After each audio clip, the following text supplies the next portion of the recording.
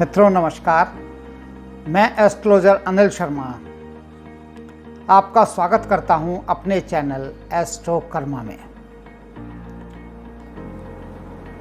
दोस्तों, जैसे कि हम सब लोगों को मालूम ही है, इस कोरोना वायरस ने पूरी दुनिया में हाहाकार मचाया हुआ है और किस तरीके से ये लगातार फैलता चला जा रहा है।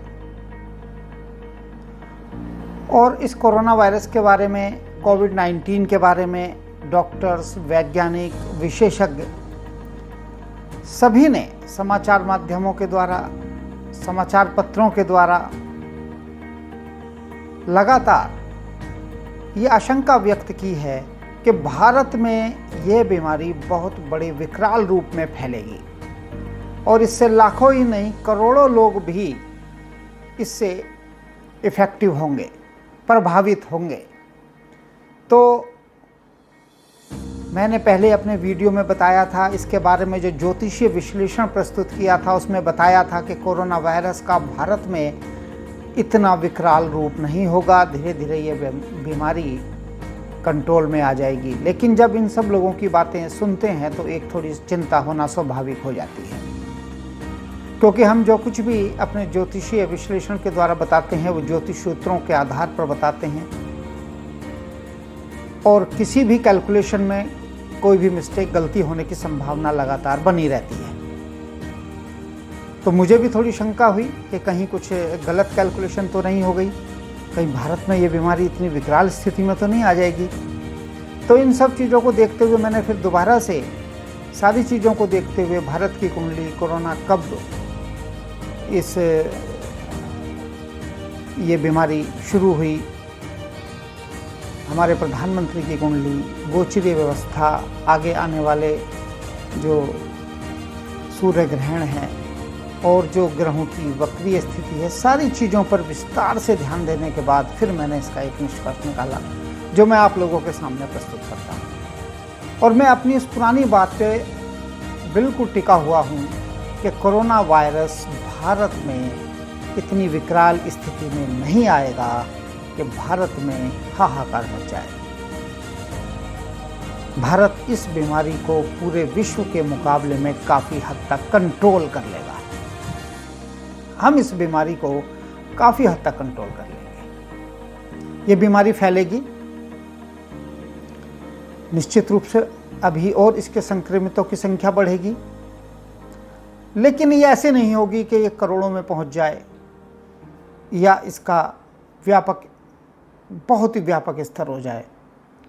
और इस बीमारी से संक्रमित लोगों की जो मृत्यु दर है वो भी कम रहेगी, यानी कि इस बीमारी से संक्रमित होने वाले लोगों की मृत्यु इतनी अधिक रूप में नहीं होगी जैसे कि अमेरिका में या और दूसरे देशों में हमें देखने को प्राप्त हो रही है। ये बिल्कुल पक्की बात है। तो मैंने ये विश्लेषण दोबारा से किया और हम अपने काफ़ी नागरिकों को बचा लेंगे, बहुत बड़ी संख्या में बचा लेंगे। हालांकि मृत्यु किसी की भी हो, किसी भी व्यक्ति की मृत्यु हो, वो उसके परिवार के लिए बहुत महत्वपूर्ण होता है। जीवन को बचाना हमारा कर्तव्य भी है और हर व्यक्ति का जीवन बहुत ही महत्वपूर्ण है। इसीलिए सारी सरकारें, सारा संसार, सब लोग लगे हुए हैं इस कार्य में कि किस तरीके से मानव जीवन को बचाया जाए। तो भारत अपने नागरिकों को जान की रक्षा करने में काफ़ी हद तक सफल होगा। इसमें लोगों का भी सहयोग रहेगा और हमारी जो अपनी इम्यून सिस्टम है, हमारा खान पान, रहन सहन है, वो सारी चीज़ें इसमें एक बहुत बड़ी कारक की भूमिका निभाएंगी। तो धीरे धीरे ये स्थिति जून, जुलाई, अगस्त में धीरे धीरे कम होनी शुरू हो जाएगी। हमें इस कोरोना के साथ काफ़ी लंबे समय तक रहना होगा, लेकिन भारत इस बीमारी पर काबू पा लेगा। इस साल के अंत तक ये बीमारी पूरी तरीके से काबू में आ जाएगी और भारत का जनजीवन अपनी सामान्य पटरी पर दोबारा से आ जाएगा। लेकिन इस बीमारी के ख़त्म होने के बाद ऐसा नहीं है कि ये बीमारी ख़त्म हुई और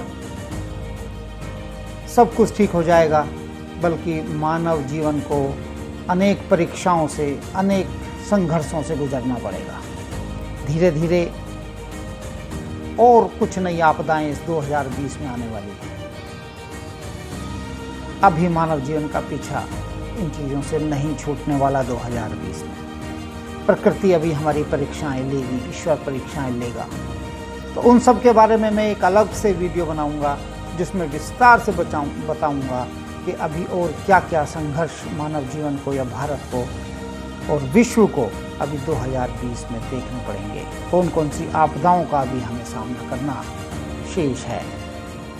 तो इतना निश्चित है कि कोरोना से हम अपना बचाव भारत देश का कर लेंगे। बहुत सारे नागरिक इससे संक्रमित होंगे, बहुत सारों की मृत्यु भी काफ़ी की हुई है, लेकिन विश्व के मुकाबले हम अपने नागरिकों की रक्षा करने में सक्षम होंगे।